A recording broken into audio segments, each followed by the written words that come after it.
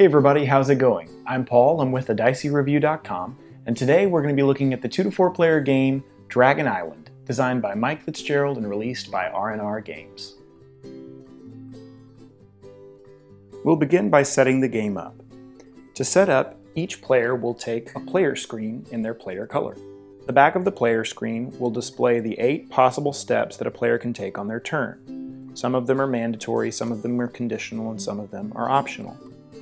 It will also display the costs for taking certain actions as well as the rewards for other actions. Behind the player screen, each player needs to receive their starting wizard tile, which looks like this. They will receive their wizard meeple in their player color, the dragon pin tile in their player color, and then 5 starting pet dragon cards, 1 in each color. Players will then need to place all 40 double-sided terrain tiles in the Dragon Island terrain bag, and then remove some tiles based on the number of players. In a 3-player game like we're setting up here, you'll remove 16 random tiles from the bag and leave the rest to be drawn later. You'll then need to place some tokens next to the play area that will be used throughout the game. There are 5 dragon lair tokens, 1 in each of the dragon's colors. Those will need to be placed near the play area. There are 4 energy spire buildings. There are 4 captured dragon tokens in each of the dragon's colors, and then 20 found treasure markers that will need to be placed near the play area as well. Shuffle the 40 treasure map cards and place them somewhere near the play area in a face-down stack. There are 4 colors of energy cubes in green, white, red, and blue. Those will need to be placed near the play area to form the energy supply. There are also dragon markers in each of the 5 dragon colors: blue, red, yellow, white, and green. Those will need to be placed near the board to form the dragon supply. Place the 40 gold coins next to the play area. This will form the bank. These coins are limited, so all need to be placed out before every game. Next, place the Wizard's Keep start tile in the middle of the play area. The game comes with fame markers in quantities of 1 and 5. An assortment of those will need to be placed near the play area. The game also comes with a supply of wild tile markers in each of the 4 energy colors. Those will need to be placed near the play area as well. Each player will then draw a random tile from the Dragon Island bag to start with their starting tiles. These tiles are double-sided, and when playing them later, the players can decide which tile they would like to place. Each player would then draw 2 treasure map cards, keep 1, and put the remaining under the deck. After this has been completed, setup is done and we're ready to begin playing. During gameplay, when anything is gained, whether it be fame points, gold, energy cubes, or different tiles, they'll all be kept behind the player screens. Before we really dive into our game explanation, I want to go ahead and explain a couple of concepts off the top that will make it a lot easier to understand the game actions in later detail. When we're placing tiles on the board, we're going to be activating and producing energy cubes. In this instance, placing a white tile touching a red and a green tile would produce 3 energy cubes for this player. These cubes would go behind their supply. Now these cubes are going to be used for taking actions like capturing dragons or building things later in the game. But there's a very important concept called active energy. You're also going to be placing your meeples on the board, your characters. Active energy is going to be a tile that your character is on and any adjacent touching tiles. So in this instance, the active energy colors for your actions would be white, green, and red. That means that if you're going to build on your turn, you can only use cubes in the color of the current active energy, meaning to take those actions, I would only be able to use red, green, and white cubes. Even if I had blue cubes in my supply, I wouldn't be able to use them because that color is not active based on where my character is. Another concept in the game is the wizard's terrain. If your wizard is on terrain that matches its player color, the active energy for taking actions there is reduced by 1. So in this instance, if the red player were taming dragons or building or capturing dragons on a tile that matches their color, they would have to pay 1 less for that action. Now the starting player is determined randomly, and in our example we're going to say that the red character is playing first. So now that we've looked at setup, I want to go into detail about every possible step that might happen on a player's turn. What I will quickly say is that even though there are 8 potential steps on a turn, many of them are optional and conditional, so turns go fairly quickly, and early in the game, usually you'll just be doing the mandatory actions. I do, however, want to look in detail at each possible step just to be thorough. Players will take one complete turn, and then play will proceed clockwise until all tiles from the Dragon Island bag have been placed. On a player's turn, they have 8 potential steps. Step 1 is going to be place a tile and produce. Now in the very first turns of the game, the players will have to place their starting tiles. Normally tiles are double-sided, but in this case these tiles only have one color. Whenever you're placing a tile, whether it be your starting tile or any tile later in the game, you have to place it touching the wizard's keep or touching 2 other tiles. So in this instance, our red player could place their tile right here touching the wizard's keep. Now when you're placing tiles on the board, they will produce energy cubes based on their color, or gold if they are gold tiles, or the wizard's keep tile. So in this instance, the red player would produce 1 red energy and 1 gold, because this wizard's keep tile produces 1 gold, and the red tile would produce 1 red energy. These resources would be placed behind the red player's player screen. Now I want to illustrate a few other things about placement, so that it will make more sense the types of things that are produced and the types of tiles that will be placed on the board. There are tiles that have this black border, and these are wild tiles. Whenever you place these tiles, you will gather one of the wild tile markers and mark this tile, showing what color of energy it will produce. So the red player could say, I want this tile to produce red energy. When they make that placement, since this tile is red and it's touching red, gold, and white, this would produce 2 red, 1 white, and a gold for the red player. Once again, these resources would be placed behind the red player's screen. There's also another type of tile that can be placed, gold tiles. These tiles won't produce energy, they'll produce gold. So when placing this tile, the white player, for instance, would gain 1 gold, 1 red energy, and 1 white energy. These resources would go behind the white player's player screen. Step 2 of a player's turn is place dragons. This step is conditional, and we'll explain how it happens now. The next step in a player's turn is placing dragons. After placing a tile and then producing, players will look to see if there are any open tiles with dragon symbols. A tile is open if there are no dragons currently on it, or if there are no buildings, and we'll see how buildings are built later. But let's just assume that a player placed this tile right here, and all of these spaces showing dragons were open. You would place a dragon on each space that doesn't currently have a dragon, that needs one. So in this instance, we would place 2 red dragons up here, 1 white dragon right here, and the gold dragon right here. The next step of a player's turn is moving dragons, and this is optional. Let's say that the green player had placed this gold tile down and they wanted to move dragons. What they would do is they could pick any tile showing dragons and then pay gold from their supply to move dragons from one specific tile to one other specific tile. So for instance, the green player could pay 2 gold from their supply to move these 2 red dragons to the green tile. The green player could also pay 1 gold to the bank from their personal supply to move this gold dragon to any other tile. The only thing that you want to remember is that you can never move a dragon to the wizard's keep space, and dragons moved to any tile with a player's dragon pin can only be captured by the player whose dragon pin is there. In this case, white would be able to capture this dragon. We'll go into more detail about dragon pins later. The next step of a player's turn is moving your wizard. This step is mandatory. On the very first turn of the game, wizard figures will not be on the board. They'll be behind the player's screens. On their first turn, players can either place their wizard figure on their player tile or on the wizard's keep. After each player's first movement, they would have 3 options when moving. Let's take the white character as an example. This character would be able to move one direction to any adjacent tile. If a character has a pet dragon card, they can fly to a tile matching that dragon's color. We'll talk about how these cards are gained in a moment, but for now, this character could fly to a red tile since they have a pet dragon. They could either end their movement at the tile they flew to, or move one further adjacent space. The other option that a player has on their turn is they can teleport to the wizard's keep space.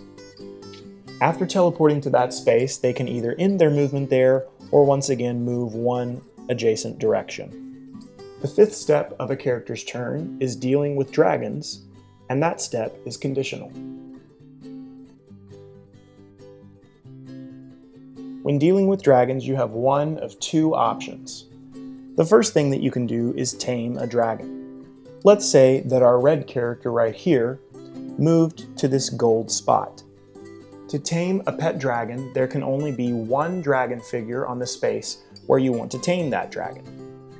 The player attempting to tame the dragon could place the matching pet dragon card in front of their player screen, and then they must place 3 gold from their personal supply on that card. If they have the 3 gold in their supply, and if they have a tile where there's only 1 dragon token, they can tame it. You would then take the dragon token, place it on the dragon pet card, showing that you now have a pet dragon in that color. When you gain a pet dragon, you're going to gain the ability that they have, plus the ability to fly to that dragon's tile during your move wizard step. So for instance, if you have a gold pet dragon, you can fly to any gold tile with your wizard during that step. In addition to that, you'll also gain a secondary ability. This dragon gives you +1 fame for finding treasure.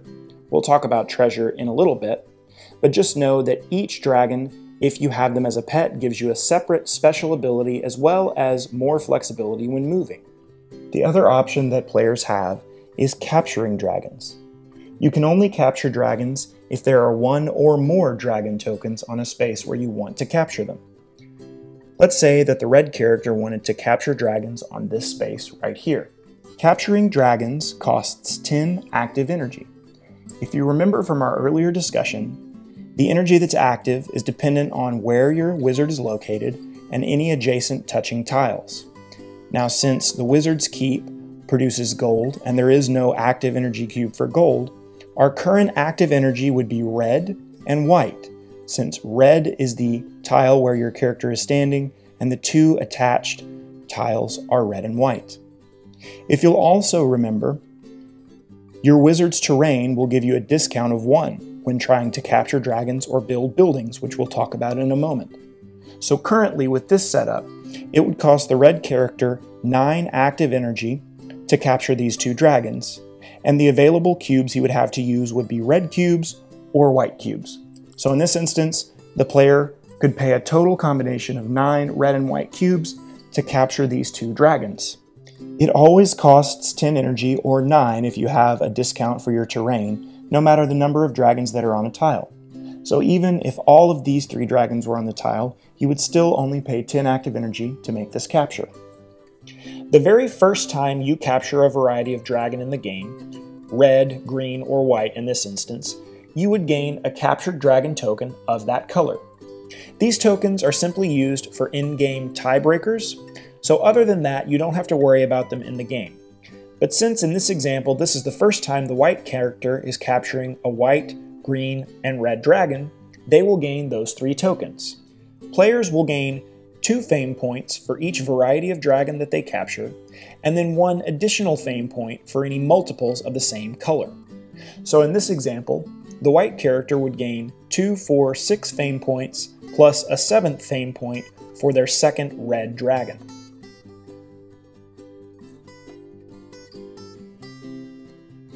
Now let's say in this example, our white character were coming back to this same tile later to capture 2 more red dragons. Now since they've already captured red dragons this game, they wouldn't gain another red captured dragon token.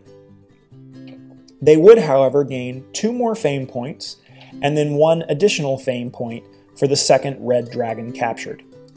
It's important to note that when capturing dragons, players will always gain 2 fame points for the first dragon they catch of each color, and then 1 additional fame point for any multiples of the same color for each action taken. The next step in a player's turn is do the action of your tile. This is optional.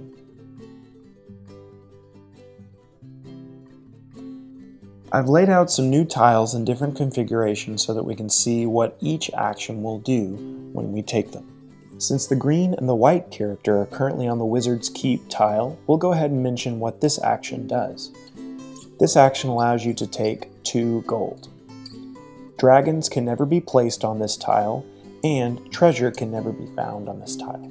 Any tile that shows this small wizard figure like this is a telekinesis tile. Telekinesis tiles allow you to gain 1 energy or gold coin from the telekinesis tile, plus 1 energy or gold coin for each tile in a straight line. So for instance, this player could land here, gain a green energy, and then gain 1 red energy and 1 white energy because this forms a straight line. If a player chooses to end their movement on one of these tiles showing a scroll, they're allowed to draw 2 treasure cards, keep 1, and place the other one on the bottom of the deck.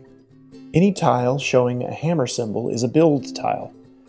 Characters that come to a build tile can spend 5 active energy, minus 1 if it's their player color, to build one of the available buildings. The first type of building that a player can build is their dragon pin. Each character has 1 dragon pin in their player color.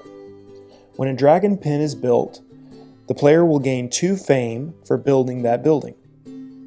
Dragons moved to a tile that contain a dragon pin are added immediately to that pin and can only be captured by the player whose color matches this pin. If you build any building on top of a tile that has a dragon symbol, cover the dragon symbol with your building, as that building blocks any further dragons from spawning at that location. The other type of building that can be built is an energy spire. Energy spires will earn 3 fame for the builder, and when an energy spire is placed on a tile, that tile will now produce 2 of its color energy. If an energy spire is placed on a gold tile, it will produce 2 gold. The last type of building that can be built is a pet dragon lair. Now, to build a pet dragon lair, a player must control a dragon that's the same color as the lair they're trying to build. Players will gain 1 fame for building this building, and once this building is built, the player who built it will remove the dragon figure from their pet dragon card, showing that this dragon can no longer be affected by storms. Storms have this symbol right here, and we'll talk about them now. The last tile to mention is the storm tile. The storm tile has an action associated with it, but it's not activated when a character moves onto it. This action is activated when the tile is placed. So let's say, for instance, someone was placing this white storm tile. When the tile is placed, every player besides the player who places the tile would lose an energy cube or a gold depending on the placed tile's color. So for instance, if you placed a red storm tile, all players would lose a red energy cube. If you placed a blue, they would lose a blue. Once again, the player placing the tile is not affected by this. In addition to losing energy or gold, any players who have an unprotected dragon pet would have to remove 1 gold from their pet card. So if you remember our earlier example, when you gain a dragon pet, you put the figure of the gained dragon on the card and then put 3 gold on that card as well. If you have an unprotected dragon pet, 1 gold would be removed every time a storm tile is placed if it's not your storm tile. If a player has built the dragon's lair, protecting their specific dragon pet, the dragon figure would be removed from that card, showing that this pet is now protected from any storms. If a player has a pet that's protected by a dragon's lair, they don't lose gold whenever a storm tile is placed. The next to last step on a player's turn is playing a treasure map card, and it's once again optional. Now I've changed the board around a little bit to show an example of how treasure cards are played. To play a treasure card, the controlling player, in this example we have the white player, would need to be on a location that matches the title of the card. So in this instance, the player would need to be standing on a plains, which is white. They're doing that, so we're good there. And then the surrounding tiles would need to match the colors listed on the objective of the card. So in this instance, a player would need forest, gold, and lake to surround their tile. Now if we look at the current state of the board, the player is standing on a white tile, and there's a gold, a blue, and a green tile around. There's also another green tile, but since the conditions are met, this player would then be able to turn in this card and gain the fame shown and the gold shown. Once a player completes a treasure card, they discard it to the pile, and they place a found treasure marker on the tile. That indicates that this tile can no longer be explored for treasure. Finally, the last step of a player's turn is drawing a tile, and it's mandatory. The game end is triggered when a player places the last tile on the board. The player would then finish their turn, and then the game would end. The players would count whoever has the most fame points behind their screens, and they would also gain 1 point for each gold remaining on their pet dragons. If there's a tie, the tie is broken by whoever has claimed the most different type of dragons. If there's still a tie, the tie goes to the player who has the most gold behind their screen.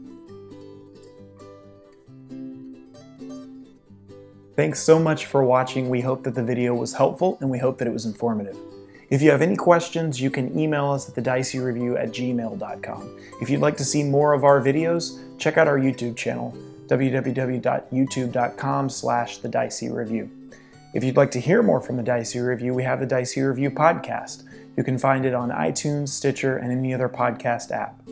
As always, you can feel free to connect with us at our guild at BoardGameGeek.com. Thanks so much for watching, and until next time, we'll see you at the table.